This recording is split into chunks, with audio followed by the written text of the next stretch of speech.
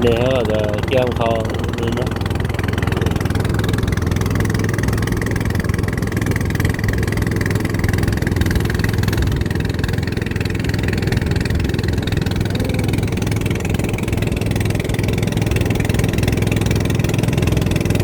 เบิ่งสายตาเขาก็จะใกล้ๆเนาะเบิ่งวัดพอย่างแล้วพอไปแล้วนะ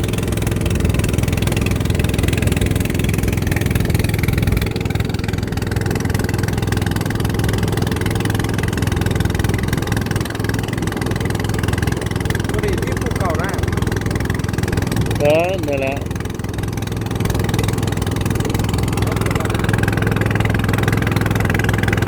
ตากสว่างผู้เขาป่วยแต่ว่ามันแย่มาสายมันก็เป็นบริเวณวัดแหละอาจารย์เนี่ยบริเวณของเขาป่วยแหละเขาป่วยแต่เป็นม้าจองอันนี้เขาว่าผู้เก่านะผู้ที่นักท่องเที่ยวมาหลายๆ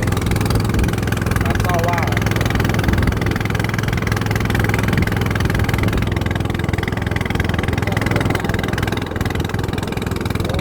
รับเสื้อไทย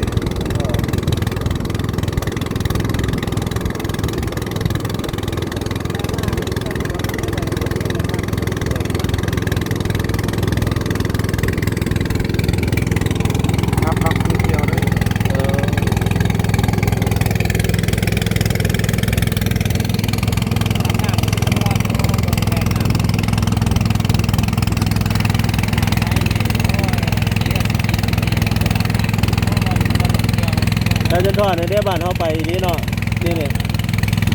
บ้านที่ว่ามีลุงปู่อยู่นะเขาไปตีนมันจะมีเครือข่ายนี่ยังไง มันเอาไปชิ้นของเอาขี่ยุ่นบินคำน้ำเงื่อมคำน้ำเงื่อมอะไรคือฟ้าจองคือการยุ่นบินทุกมือตัวจ่า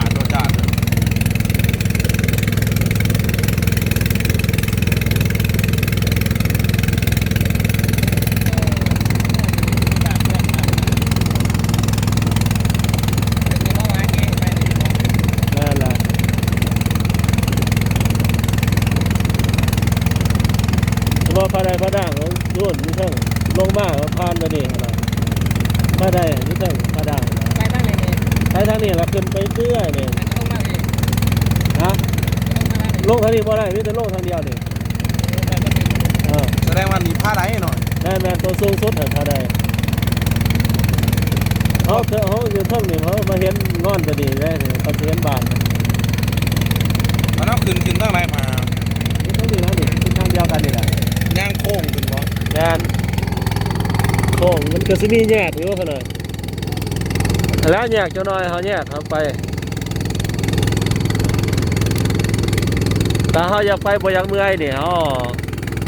เขาต้องจ้างคนเขาแบกเครื่องไห้ถ้าเขามีเงินว่าเขาไปโตไปทางนี้สะดวกคือบอกนักท่องเที่ยวเขาจะไปบอกคนไทยเขาไป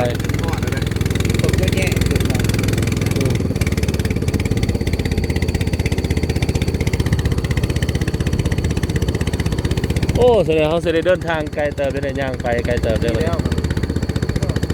ฮะปกติเรือมันสีหอดฝุ่นเลยอันนี้มันบ่หอดแล้วนำบ่หอดเงิน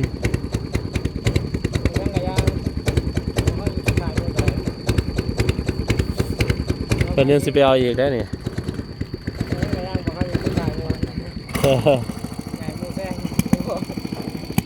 แซงรถเท่านั้นโอ้ฮอดแล้วฮอดเดินทางมาฮอดแล้วฮอดจุดหมายแล้ว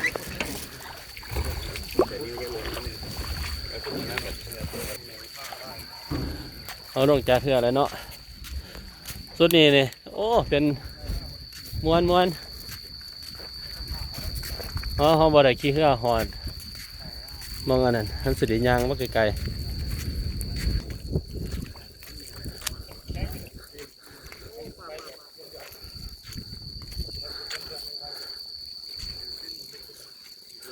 เรือมันจอดแต่ผิดเลย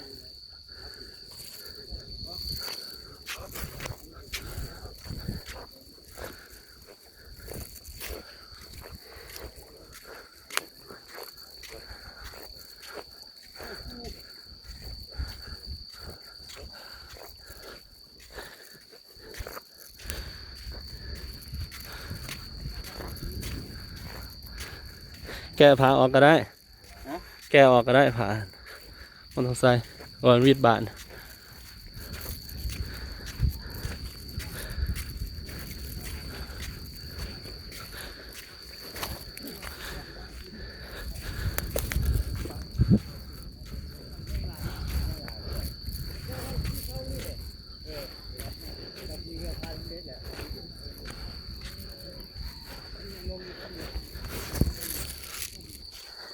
สมพอเนาะพวกครูบาอาจารย์เพิ่นเดินก่อนแหละเพิ่นยังเพิ่นลุยน้ำเนาะเย็นสภาพแล้วนี่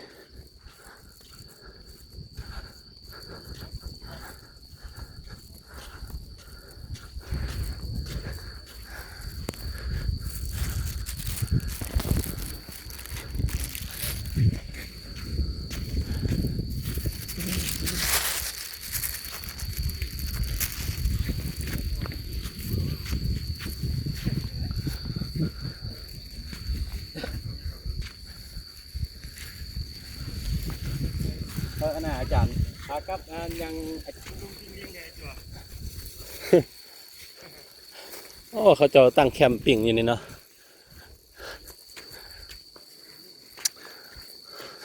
อันนี้หมู่บ้านเขาจะอยู่ปกติอยู่เท่านี้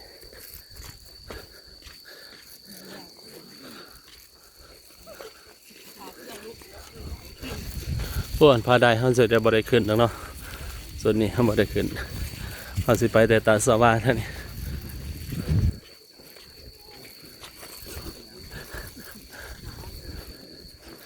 กลับทางเก่าบ่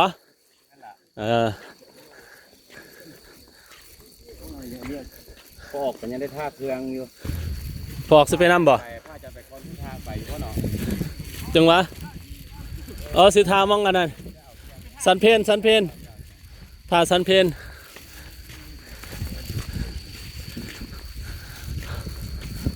กะหน้านี่ก็ม้วนอีกแบบหนึงเลย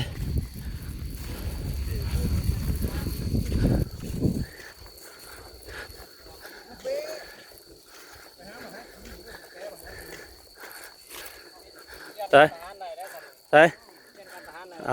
2 3เอาเบิ้งวิวตัวนี้ติวิวนี่ ถ่ายน้ำพันธุ์ที่ไป เอาติ อาจารย์ถ่ายโฮมน้ำกันนะที่เริ่ม เป็นหน้าไปหันหน้า1 2 3อ๋อ1 2 3หมดแล้วไปถอดเลยมายืนชงด้วย บรรยากาศของการเดินทางเนาะ กระเป๋าเป้ตรงถ่าย ใส่ ตรงถ่ายนะ มันเต็มขนาดมันเต็ม เกิดมาได้โอ้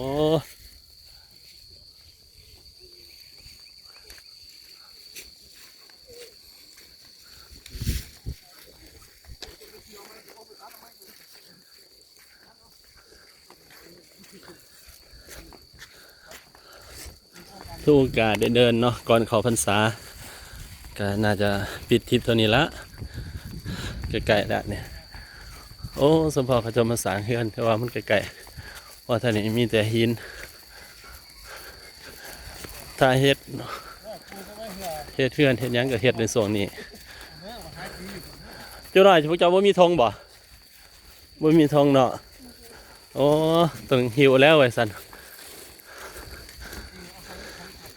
โอ้มองนี่เขาจะปิกนิกอันนี้คือดินปกติแล้วได้นี่เอามาเบิ่งต่อใหม่เอามาได้ขุด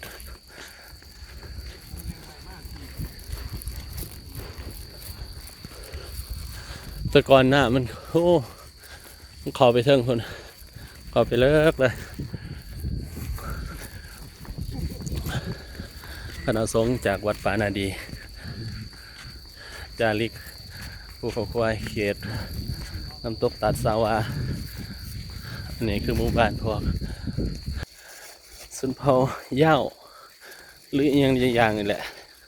แต่ว่าน่าจะบ่แม่นเขามีหมากไม้มีหมากยางมีหมากม่วงหมากขามเขาก็จะอยู่40-50 ปีนะถามพอออกเพิ่นว่าแต่ก่อนที่ลงมาอยู่นี่บ้านเพิ่นจะอยู่ไสบ้านเพิ่นว่าอยู่เทิงพุ่นอยู่เทิงผ้าใดพุ่นผ้าใดผ้าดังวิทย์ผู้ตัวนี้อีกเลย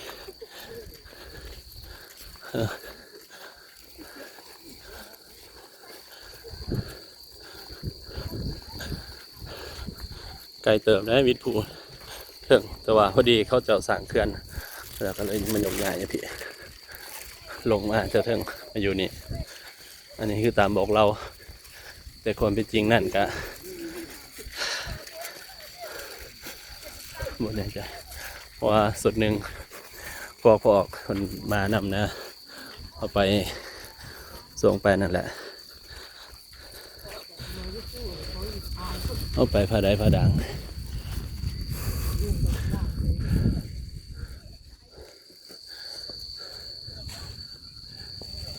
ทางเข้ามาเห็นบ่จะมีอีกกลุ่มหนึ่งเอาของผู้ใดนี่อ๋อของชาวบ้านเขาว่ะ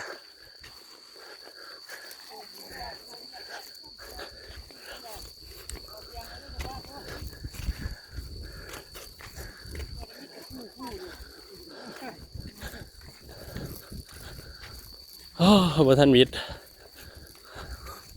เฮาสิได้ขี้เหือเขาไปในๆเลยโอ้เฮาเสียนเมฆเนาะขี้เผือ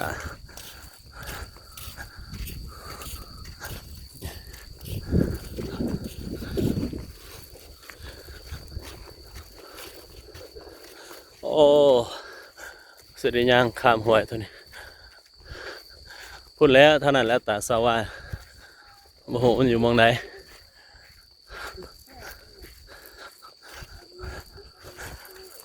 เอาเสร็จเลยตัวโอ้บริยางขามมาดิห้วยนี่เริ่มน้ำก็เริ่มร้ายขึ้นส่วงหน้าฝน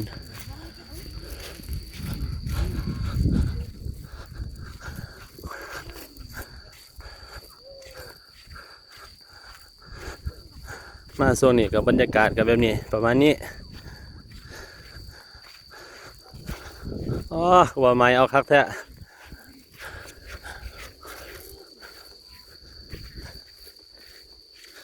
หนาว่าพระอาจารย์ได้ให้ เอา โอ้เดี๋ยวผมขอตัวนี้ รถนี่หญ้ามีปุ๊บรถนี่แทนทีแต่เนี่ยมันหนามันถ่วมตลอดมันสึกว่ามีหญ้าเนาะว่ามีอันตรงกันข้ามเลย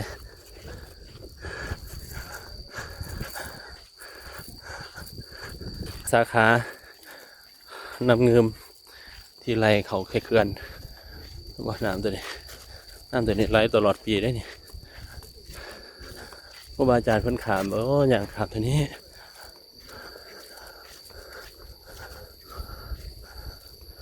ทำนี่ตรงนี้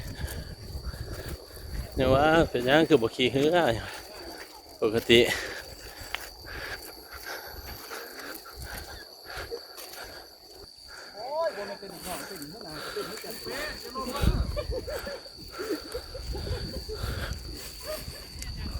ฮะ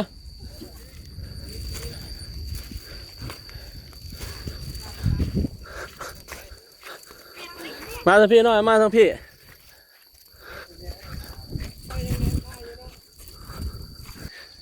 โอ้เอกเก่งเนาะ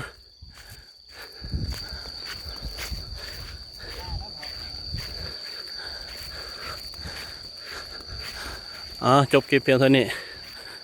จะได้ส่งคลิปต่อไป